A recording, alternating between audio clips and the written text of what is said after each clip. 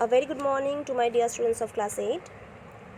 Today we will talk about the rest portion of chapter 6 and we will start with the point Awadh. Awadh was founded by Sadat Khan. Sadat Khan was the governor of the Mughal province of Awadh.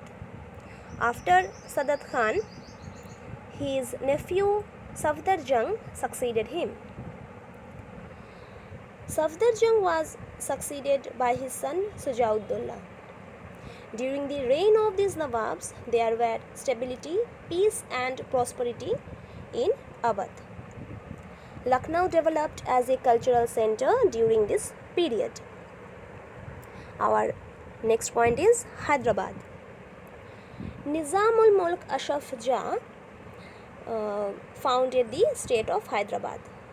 Ashraf Jah was the Mughal viceroy of Deccan.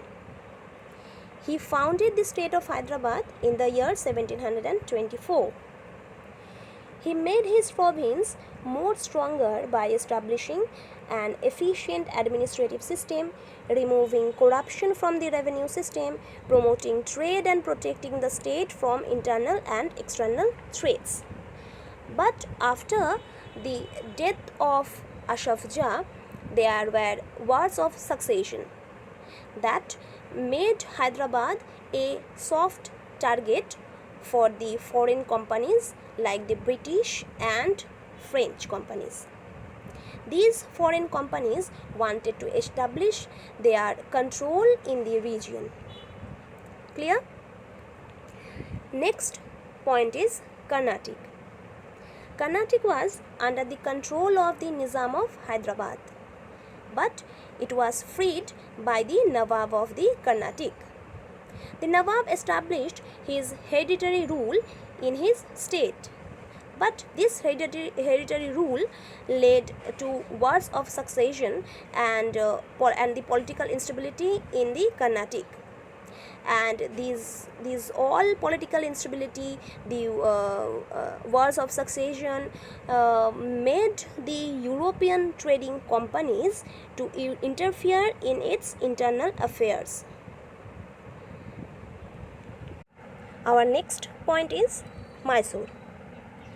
The kingdom of Mysore emerged after the collapse of the powerful Vijayanagar Empire.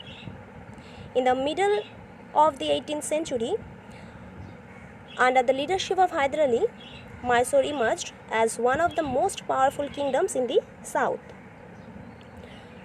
Hyder Ali made Mysore a prosperous and powerful state.